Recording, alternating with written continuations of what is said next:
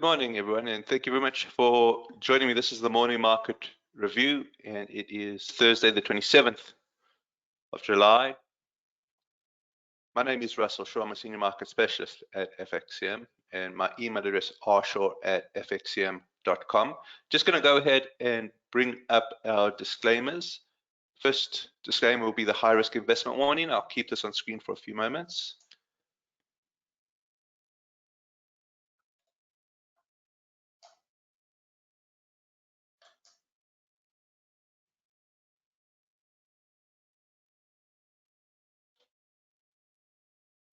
All right, and here is our market commentaries disclaimer.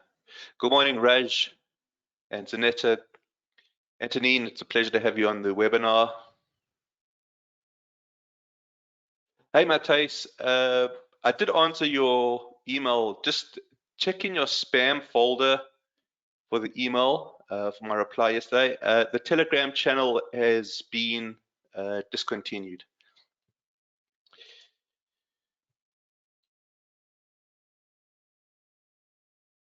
All right, let's just bring up references, MarketScope 2.0 and TradingView.com. All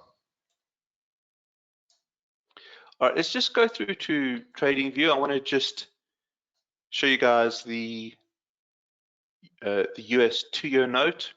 Again, it's a good proxy for monetary policy because the short end of the yield curve tends to adjust very quickly to changes in the costs of capital. And you can see that it's pushing down. Okay, so even though there was a 25 basis point hike yesterday by the FOMC, the market seems to be interpreting it as a dovish hike. The Fed chair did say, you know, there's a danger of overdoing the hiking, so that was interesting. They did say that they no longer see the recession at the end of the year, and we'll just follow the market movements given the 25 basis point hike and the press conference. But you can see that the movement of the 2-year is down, isn't it?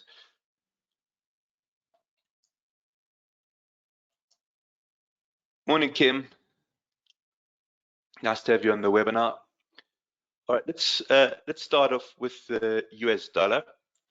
All right, so again, we're doing a top-down analysis. We've got extra information today, don't we, because of the FOMC rate hike.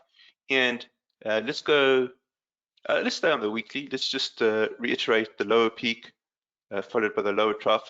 Let's reiterate the momentum is biased to the downside because the RSI is under 50 and that the EMA is pointing down. And what we're looking for here is the reference candle to the downside. We were missing that information yesterday. We've got that information today. This is very interesting. We're going to have to watch US dollar very carefully today. We've got the 1, 2, 2, 3, and then take a look at yesterday's candle. It completes the daily reference candle reversal. Let's just go through bearish reference candle reversals. We did do the bullish ones, I think, 2 days ago. I just wanted to show you what we are referring to here. It's the minimum would be 3 candles. Okay. The middle candle is the reference candle. That's the one with the highest high. And then the candle to the right of it needs to push below it. Okay, and it actually has to close below it. Okay, that's the first type of reference candle. You get a complex reference candles as well, and that happens when we get inside periods. So what happens is the candle to the right charts inside. Well, then it's no longer a 3 candle. It's at least a 4 candle, but it can be more. And you just carry on with the conditions. Condition 1 would be the candle with the highest high. Condition 2 would be the candle pushing below the reference candle's low. Condition 3 would be the close before the reference candles low. And here we've got, here's the reference candle. We put the arrow in yesterday, and then take a look. Yesterday's candle is the condition 2. It takes out the reference candles low, and it's condition 3 because it closes below. So what's the big deal behind this? In that we might have the signal for a rally in an uptrend. So going back to Microsoft Paint, okay, the weekly gives us the trend, okay, and then we're looking to take advantage. Sorry, that's not what I wanted. I wanted a ellipse. Okay, we want to take advantage of the end of that 2-3 and catch the downside. All right, so we want to watch this very carefully. Do the candles move into zone 3? Okay, zone 3 would be the lower blue, lower red. That would be the bearish area. It's interesting because there is a bit of support that's coming in, but nevertheless, we're going to go down to the hourly chart in a moment and see if there is some sort of resistance that we can use here. Take a look at the RSI. What's the RSI doing? It's dipping below 50. So there does seem to be some sort of bearish momentum that is pushing through. Let's go to the hourly chart here, and here is the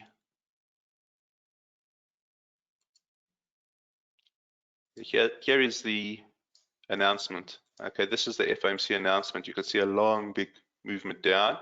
And what we can do here is let's put our peaks and troughs into the hourly.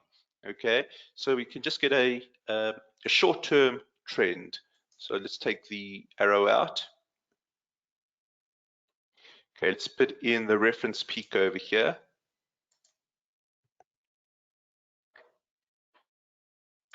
Let's put in the reference trough right over there. Okay, once you've got the references in, you can see here's the lower peak, right? Here's the lower trough, but that's a downtrend now on the hourly chart. And what we could be looking for here is some sort of a lower peak, an LP. Okay, so we've got indicators on the hourly just to help us with our decision making. What would be useful for us is if the EMAs develop angle and downside, angle and separation to the downside, I beg your pardon. Okay, and then take a look at the stochastic. The stochastic needs to turn down, and if it turns down, okay, then we want to see if it moves into that lower quintile and holds.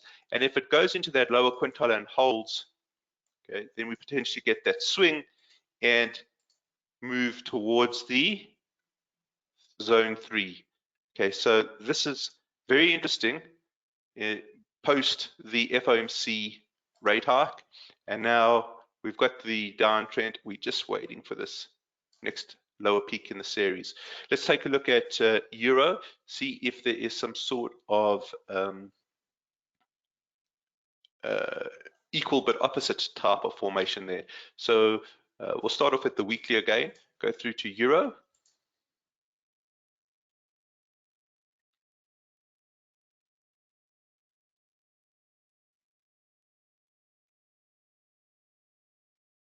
I beg your pardon, just waiting for the Euro to come up. There it is. All right.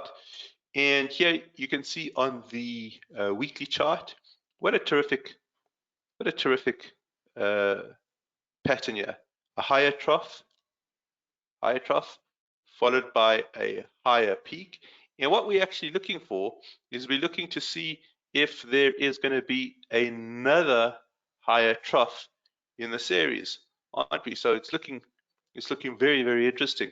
And then if you take a look at the RSI, well, what's the RSI doing? The RSI is above 50 and is holding above 50. So there is an underlying bullish momentum. So this is the weekly. Let's go down to the daily chart now, and we want to see if we can get some sort of synchronicity between the daily and the weekly. So we go down to the daily chart, and it's very similar.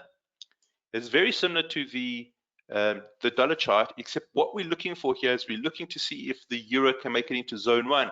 Zone one is the upper blue, upper red.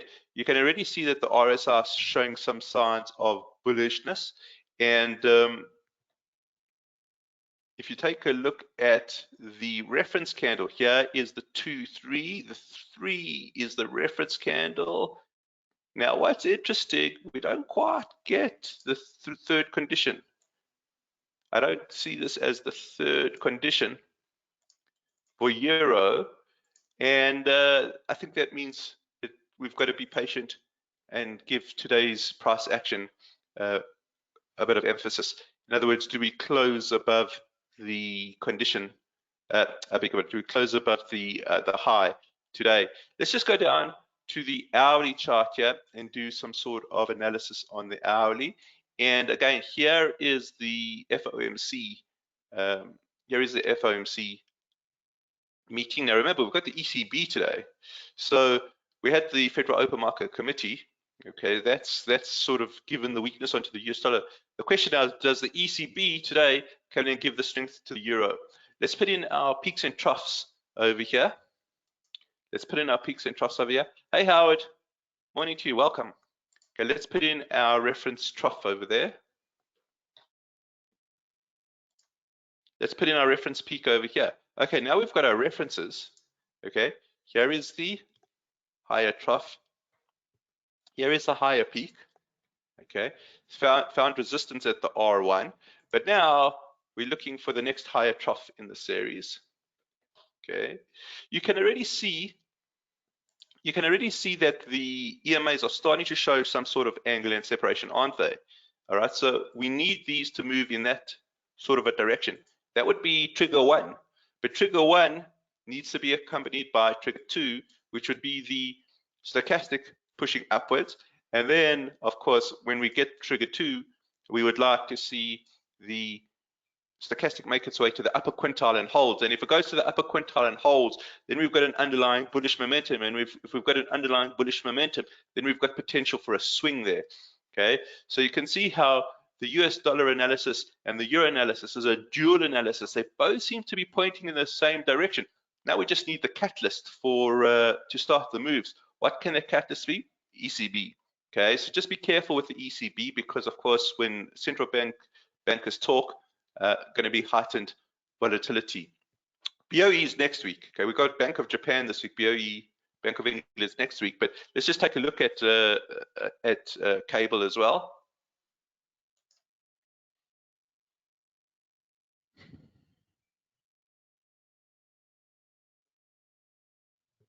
Okay, let's start off from the top, and we'll work our way downwards. Higher trough, higher peak, higher trough, higher peak.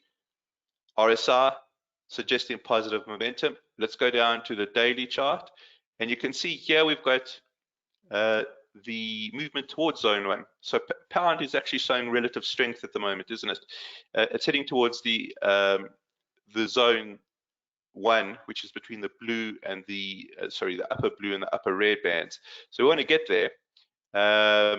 That would be a bullish development. You can see the RSI now moving very nicely above 50. And let's go down to the hourly chart here. Again, similar exercise. Let's do our trend analysis on the hourly. And what we can do is we can put in a trough over here. Okay, so just put in the trough there, put in our peak over here. So now we've got the references. The fact that we've got the references makes it easy for us to complete the labeling. HT higher trough, HP higher peak, finding resistance at R1. This looks like the next higher trough. Now, by the way, look how fantastic this is on cable. Okay, we've got a really nice looking stochastic here. Look how that stochastic sort of hugging the sort of the upper boundaries. Well, there's the swing. Okay, so that's a really nice one. Okay, and it looks like we are moving up again. We just need to get a signal 2. We just need to get a signal 2 here, and we need to carry on hugging that upper quintile. I want to show you guys something interesting, just to end off with. Aussie is what we call a commodity currency. Kiwi is what we call a commodity currency. Rand, commodity currency.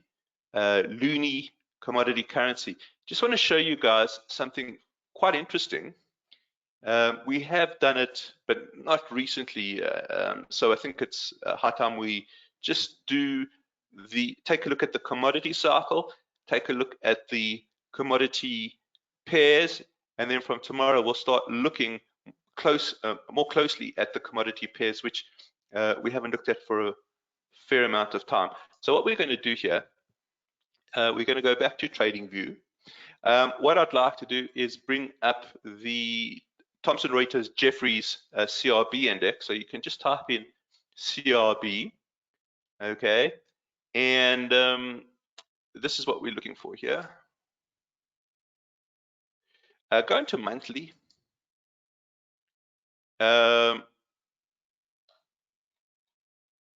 Okay, so this is the commodity cycle. The Thomson Reuters Jeffries CRB index does have a heavy weighting towards agriculture and energy. So thank you, Raj. Thank you very much. Okay.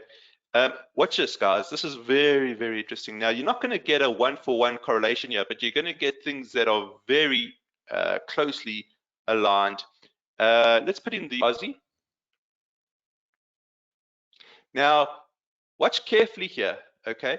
Can you see that the Aussie is the base currency and the US dollar is the quote currency? Very important, okay?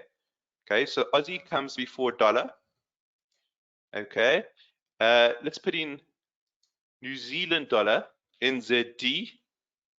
That's the base, USD, New Zealand dollar before the US dollar, right? Just add that in, all right? Now, just take a look at this. This is interesting. Movement up here, movement up here, movement up here. See how they follow the, see how this follows the commodities. What we have here is a drop, okay, drop, drop. Okay, now I just need you to pay attention just for the next two currencies, because there's a slight trick that we're going to do here, right? The next commodity currency I want to put in is the Canadian dollar, but the Canadian dollar's got a different makeup to Aussie and Kiwi. It's CAD, it's US dollar CAD. US dollar comes before CAD.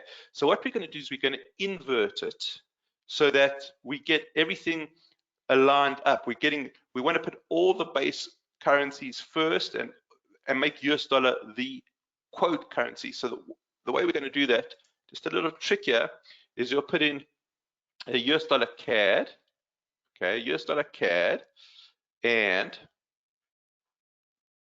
what you're going to do, we'll put it in. Now you can see, because the US dollar is the base currency here, it's actually moving in an opposite direction. Okay, so what we want to do is we're just going to invert that. So just go, just double click on that.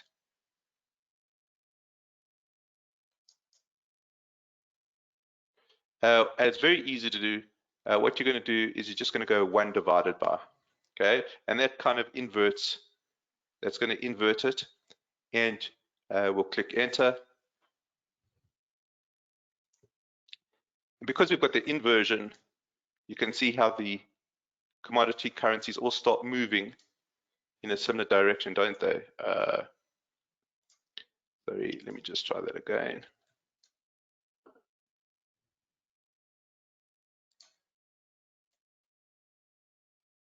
Okay. Now look how they all move in a similar type of direction.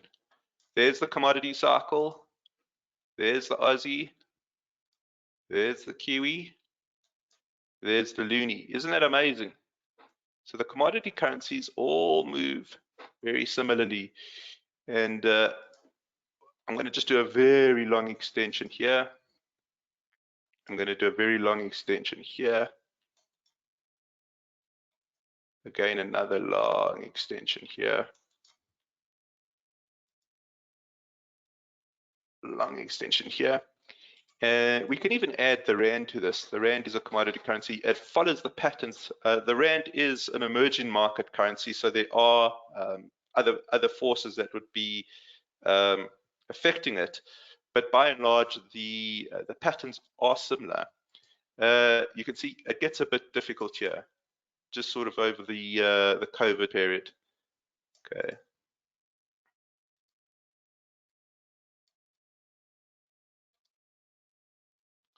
Okay. Now we've got a push down here. We've got a push down here. We've got a push down here. And we've got a push down here. All right, so what's the big deal here, guys? The big deal is that commodities look like they're starting to move. Okay, commodities look like they're starting to move. Okay, and if commodities are starting to move, well, then we've got to start paying attention to the commodity currencies, okay, because they're going to start moving as well. Especially if the US dollar is pulling down, okay? So this is something that we're going to have to just pay more attention to in our daily analysis. So I think I just wanted to introduce the commodity currencies today with this with the cycle. We'll start looking at them, I think, in more detail going forward. Okay, commodity strength, dollar weakness. So that should be the causality there, Raj. That should be the causality there, correct? All right. If there's any questions, please go ahead, type those in. Any questions, go ahead, type those in. All right, let us wrap up here, guys. Thank you very much for joining me. Have a great day and great evening ahead, and we shall chat tomorrow morning. Thanks very much, guys.